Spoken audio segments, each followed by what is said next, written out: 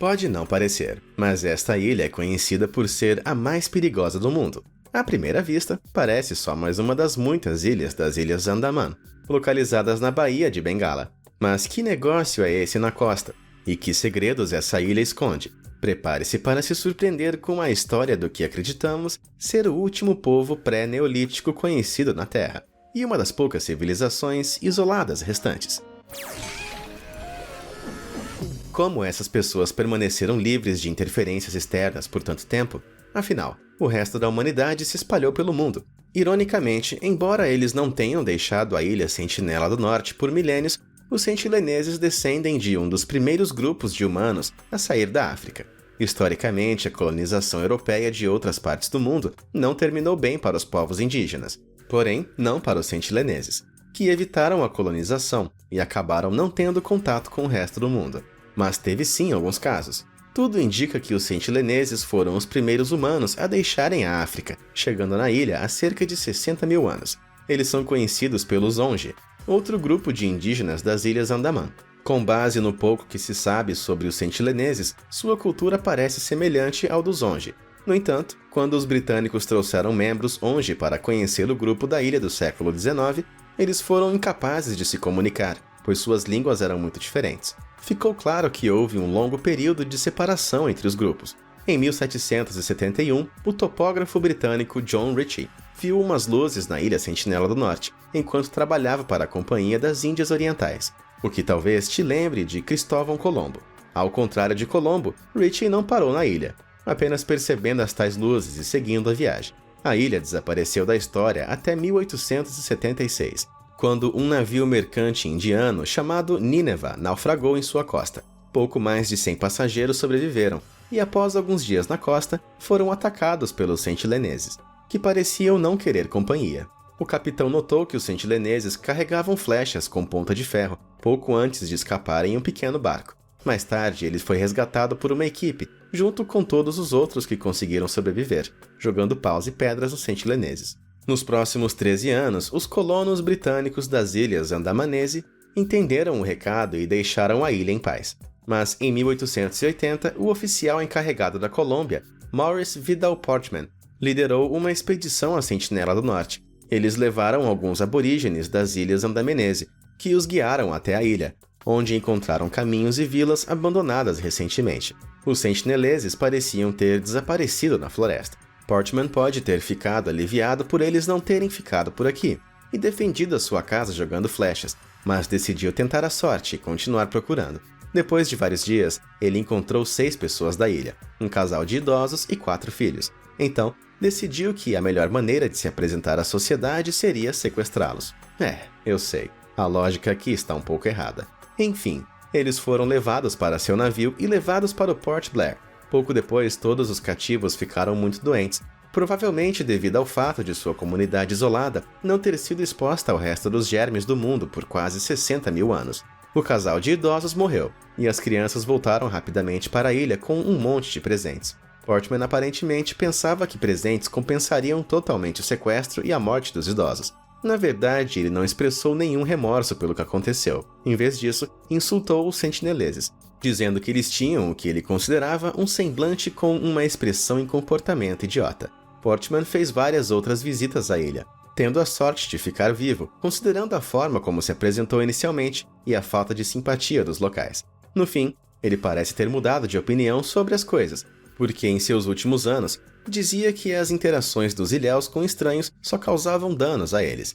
Depois disso, a ilha foi deixada em paz, embora um condenado fugitivo de Port Blair tenha conseguido chegar à costa em 1896. Os sentineleses decidiram que não aguentavam mais os estranhos, talvez por causa do sequestro e tudo mais, e o mataram. Foi só na década de 1960 que os antropólogos decidiram estudar a ilha e seu povo, ou pelo menos tentar. O antropólogo indiano Triloknath Pandit foi o primeiro a desembarcar por lá em 1967. E como Portman, inicialmente ele encontrou o local deserto. Ele e sua equipe vasculharam cabanas vazias, deixando presentes como doces, tecidos e baldes, e roubando alguns itens deles para estudo próprio. Alguns anos depois, um segundo grupo de antropólogos visitou a ilha para fazer um documentário. Eles foram escoltados pela polícia indiana, que parecia preocupada com a possibilidade de serem atacados. Seus temores se concretizaram quando uma chuva de flechas chegou no barco. Eles se afastaram dos locais e atracaram um pouco mais longe, mas não demorou muito para que mais flechas voltassem a chegar, mesmo com eles deixando presentes como cocos, utensílios de cozinha, uma boneca e um porco. O diretor levou um tiro na coxa, e o membro da tribo que atirou nele ficou rindo, enquanto os outros enterravam o porco e a boneca. Acho que eles não estavam prontos para esse close. A equipe recuou, e foi o fim da produção de documentários na ilha Sentinela do Norte. Então, em 1981, um navio chamado Primrose encalhou perto da ilha. A tripulação ficou inicialmente aliviada ao ver a terra. Então, seu alívio rapidamente se transformou em horror, quando viram os sentineleses correndo em direção a eles com armas. Depois de enviar um pedido de socorro, eles lutaram contra os nativos com machados e um sinalizador. Finalmente, foram resgatados pela marinha indiana. O naufrágio do Primrose é justamente a coisa estranha que vemos na costa da ilha por aqui. Apesar da hostilidade da tribo, Pandit continuou visitando o local de vez em quando por mais de 20 anos. Em 1991, ele finalmente teve um encontro pacífico com alguns homens sentineleses. Eles até subiram em seu barco e o examinaram. Ele distribuiu cocos, que não crescem na ilha, e os membros da tribo pareceram gostar. Depois disso, o governo indiano decidiu parar de estudar a ilha, temendo que antropólogos ou outros visitantes levassem doenças a eles. Sim, mais de 100 anos depois que Portman matou suas vítimas de sequestro, alguém finalmente pensou nisso. O governo indiano disse que não deseja interferir com os residentes da ilha ou fazer cumprir a lei lá. Embora a Sentinela do Norte seja tecnicamente considerado um protetorado do governo indiano, para todos os efeitos práticos, continua sendo uma entidade soberana. Mesmo assim, o governo indiano enviou um helicóptero para verificar a ilha vários dias após o tsunami de 2004. Eles temiam que as pessoas não tivessem sobrevivido, mas estavam errados. Aparentemente, os habitantes haviam se mudado para um terreno mais alto antes do tsunami. Embora o desastre tenha impactado a pesca, eles parecem ter se adaptado. 2 anos depois, um casal de pescadores se embebedou e adormeceu em um barco. Sem que percebessem, a âncora caseira feita de pedra e uma corda falhou, e eles foram levados para a ilha. Outros barqueiros tentaram avisá-los, mas não perceberam. Com certeza porque estavam muito bêbados. Tá aí um bom motivo para não dirigir um barco sob influência de álcool. Eles foram levados para a parte rasa da ilha, onde os locais os mataram com flechadas. A guarda costeira indiana tentou resgatar seus corpos em um helicóptero, mas eles também foram recebidos com uma rajada de flechas. No fim das contas, desistiram do resgate, vendo que os corpos tinham sido enterrados na ilha. Desde o incidente, o governo indiano estabeleceu uma zona de exclusão de 3 milhas ao redor da ilha, para proteger seus habitantes e qualquer pessoa azarada ou embriagada o suficiente para chegar perto demais do local. Por serem tão isolados e evitarem visitantes, pouco se sabe sobre eles. Eles são caçadores-coletores que migraram para a ilha antes do desenvolvimento da agricultura. Suas cabanas são construídas com folhas de palmeira, e eles têm habitações comunitárias maiores com divisórias. Suas armas consistem em dardos e arcos. As flechas coletadas de helicópteros que sobrevoam a ilha sugerem que eles usam diferentes formatos para diferentes tarefas, como caça, pesca e defesa. A ilha é cercada por recifes de coral sem portos naturais. Grande parte dela é coberta por florestas, e é impossível saber exatamente quantas pessoas vivem por lá.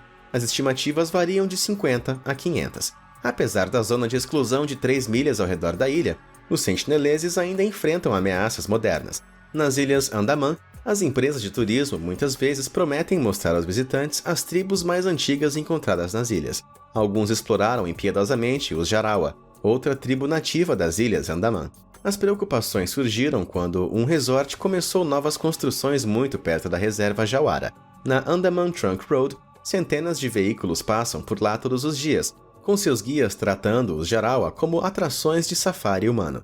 Isso levou ativistas que tentam proteger os nativos das ilhas Andaman a expressarem preocupações sobre a ilha Sentinela do Norte. Operadores locais começaram até mesmo a organizar o maior safari humano, levando as pessoas para a costa da ilha Sentinela do Norte, em barcos blindados e protegidos. A Survival International, um grupo dedicado aos direitos dos povos tribais em todo o mundo, está trabalhando para acabar com os safaris humanos nas ilhas Andaman e proteger tanto os Jarawa quanto os sentineleses.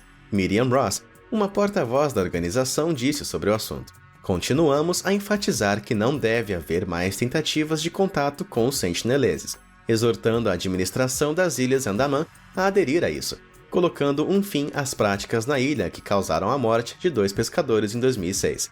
Ela acrescenta que é vital permitir que os sentineleses vivam em paz, apontando que um maior contato com estranhos pode ser desastroso para ambas as partes. Embora o contato com a tribo seja claramente imprudente, as pessoas continuam curiosas sobre eles. É possível que possamos aprender mais sobre a história humana estudando um grupo de pessoas tão isolado. Como a visita à ilha é proibida, muito do que se sabe foi recolhido a partir das observações dos pilotos de helicóptero que sobrevoam o local. No entanto, isso assusta os nativos e resulta em flechas sendo lançadas contra os helicópteros. Com o advento da tecnologia moderna, alguns especialistas consideraram enviar pequenos drones para estudar os sentineleses. Isso evitaria muitos dos problemas do contato com o povo, mas ainda apresentaria problemas éticos, pois constituiria uma violação da privacidade da tribo. Algumas pessoas se perguntam se os sentineleses poderiam se beneficiar com os avanços modernos como medicina e agricultura, mas a antropóloga Sita Venkateswar diz que esses tipos de contatos aparentemente benevolentes com tribos primitivas costumam fazer mais mal do que bem. Ela observa que os Jawara, que fizeram contato pela primeira vez com pessoas de fora em 1997, sofreram muitos problemas como resultado. Isso só serviu para abrir um mundo que eles não compreendiam, diz ela, acrescentando que os membros da tribo ainda não estavam em posição de controlar o seu próprio destino. Alguns passaram a ser dependentes de álcool e tabaco e tinham uma relação muito estratificada e desigual com as pessoas do mundo moderno. Apesar do nível de interesse que essa tribo isolada mantém, talvez seja mesmo melhor deixar os sentineleses sozinhos na ilha mais perigosa do mundo. E você? Acha que devemos visitá-los ou apenas deixá-los em paz? Conta pra gente nos comentários. Obrigado por assistir e até a próxima!